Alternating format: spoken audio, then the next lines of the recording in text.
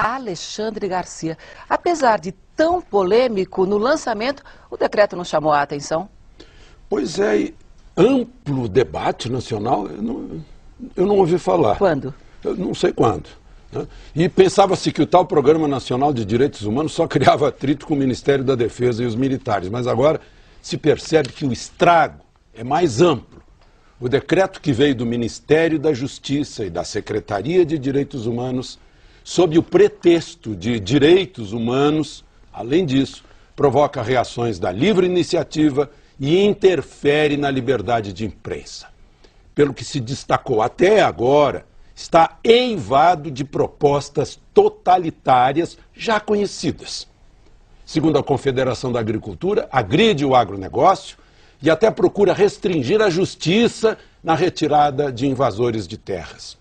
Para a Confederação, é uma plataforma ideológica inspirada no MST.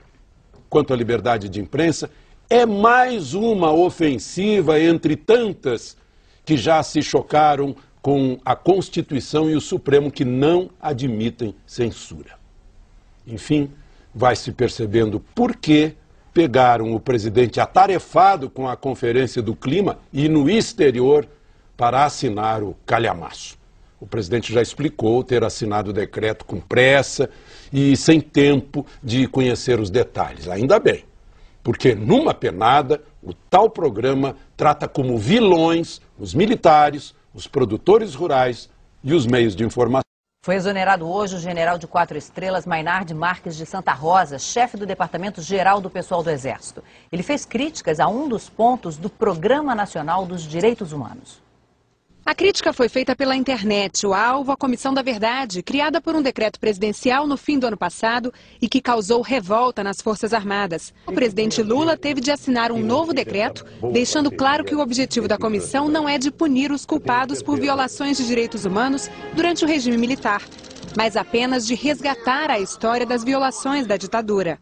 Em seu artigo, o general Maynard Marques Santa Rosa diz que a Comissão da Verdade será composta por fanáticos que, no passado recente, adotaram o terrorismo, o sequestro de inocentes e o assalto a bancos como meio de combate ao regime para alcançar o poder. O general ainda chama a Comissão da Verdade de Comissão da Calúnia.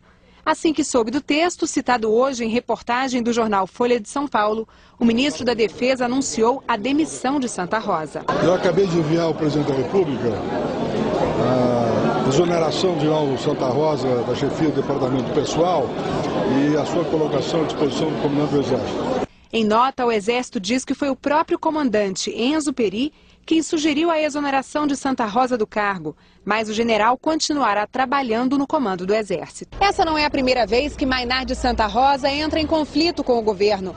Ele é considerado um general linha dura e já se manifestou contra o fortalecimento do Ministério da Defesa sob o comando de um civil. Santa Rosa também perdeu uma secretaria no Ministério depois de criticar a estratégia do governo em relação à reserva Raposa Serra do Sol.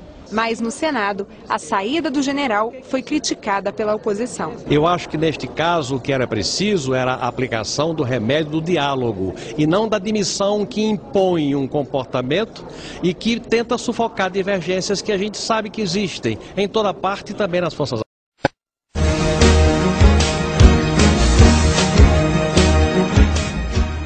Como se não bastassem as agressões às liberdades democráticas embutidas no Programa de Direitos Humanos, que provocaram indignação no país, vem agora uma nova escaramuça autoritária patrocinada pelo governo Lula. Desta vez o disfarce é uma política nacional de cultura, mas o objetivo, claro, é intimidar, controlar, amordaçar o direito de expressão. Mais um projeto insano gerado no coração deste governo, de onde tem saído uma hostilidade marcadamente ideológica aos alicerces de uma sociedade aberta. Desde o mais elementar sentido de propriedade, no campo ou na cidade, até a fundamental liberdade de expressão. As bizonhas atitudes do presidente Lula, ora dizendo que não leu o que assinou, ora desconversando e fazendo piadas com coisa séria, são atitudes que desrespeitam a sociedade.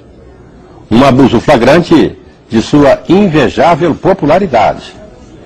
Presidente, não se brinca com a Constituição de um país. Esta é a opinião do Grupo Bandeirantes de Comunicação.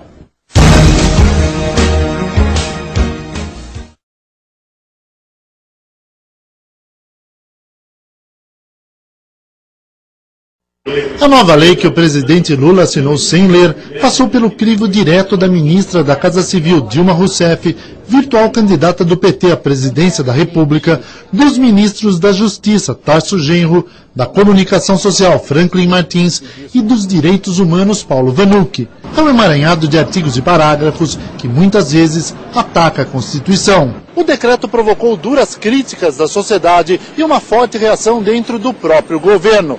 Para os especialistas, se for aprovada da maneira como está, a lei será o mais duro golpe contra a democracia desde o fim da ditadura militar.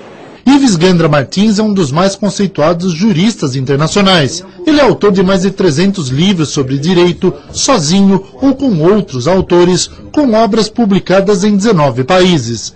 Ao analisar o novo decreto, ele ficou impressionado. Um dos documentos com maiores sandices que eu tive a possibilidade de ver nos meus 51 anos de advocacia e nos meus 49 anos de magistério de direito. Catedrático em Direito por 31 universidades no Brasil, na América do Sul e Europa, Ives analisou vários itens do novo decreto.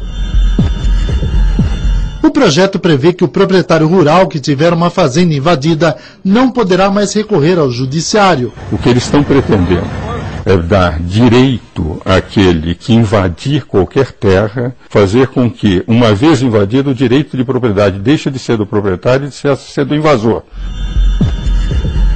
A lei quer evitar a divulgação de símbolos religiosos. Se não pode haver mais símbolos religiosos, nós temos que mudar o nome da cidade de São Paulo. Todas as cidades que têm nomes de santos não poderão mais ter. Será criada uma comissão para controlar o conteúdo dos meios de comunicação. No momento em que se elimina a liberdade de imprensa, nesse momento nós estamos perante, efetivamente, o início de uma ditadura. Um novo imposto sobre grandes fortunas seria instituído. É um imposto que afasta investimentos, porque aquele que formou um patrimônio, depois de ser tributado em todas as operações, ainda vai ser tributado no seu patrimônio pessoal. As prostitutas contariam com direitos trabalhistas e carteira assinada. Isso não é profissão. Na prática, o que os verdadeiros direitos humanos é tirar essas moças do que elas estão fazendo e dar profissões dignas a elas. Os responsáveis pela tortura durante a ditadura militar seriam julgados. Já os guerrilheiros, que também torturaram, ficariam livres de qualquer punição. Torturador de esquerda é um santo. Torturador de direita é um demônio. É um decreto preparatório para um regime ditatorial.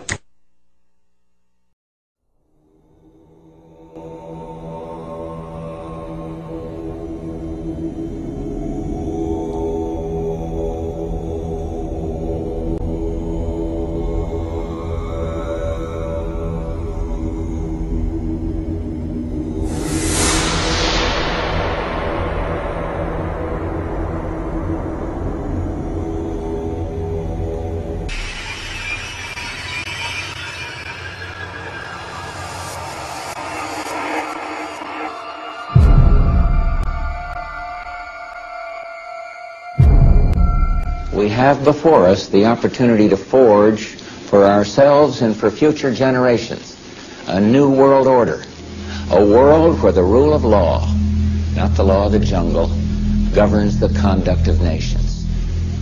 When we are successful, and we will be, we have a real chance at this new world order, an order in which a credible United Nations can use its peacekeeping role to fulfill the promise and vision of the UN's founders.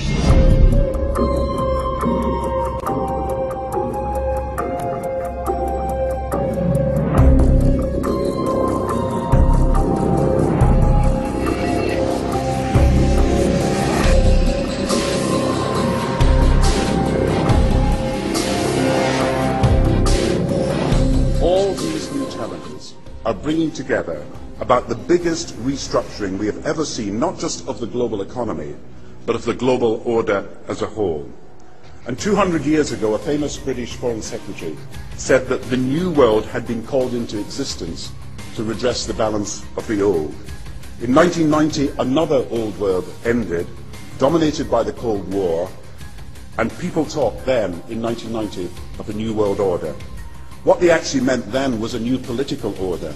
And what was not foreseen then, but is obvious now from everything that we see and do, what we experience in every day of our life, is the sheer scale and speed and scope of globalization. And it's only now that we can begin to understand that the world order that globalization brings.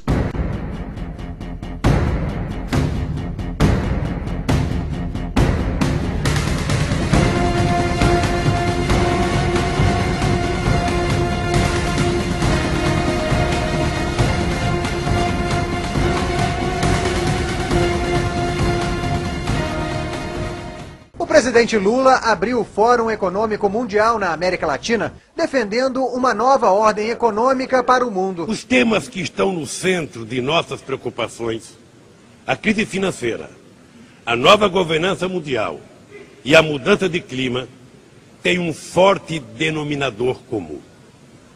Ele aponta para a necessidade de construir uma nova ordem internacional sustentável, multilateral, menos assimétrica, livre de hegemonismos e dotada de instituições democráticas. Esse mundo novo é um imperativo político e moral. Não basta remover os escombros do modelo que fracassou. É preciso completar o parto do futuro.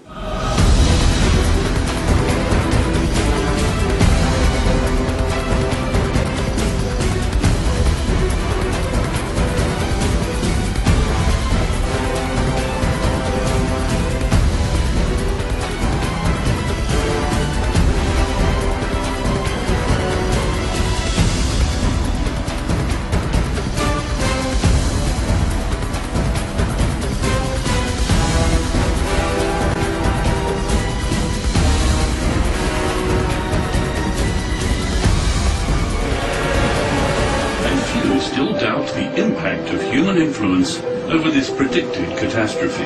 Those activities which are emitting carbon dioxide are obviously imposing a cost on the earth, on humanity, on this generation and the next generation. The number of environmental refugees to more than 250 million people. The shortage of resources and the high number of refugees will increase tensions all over the world.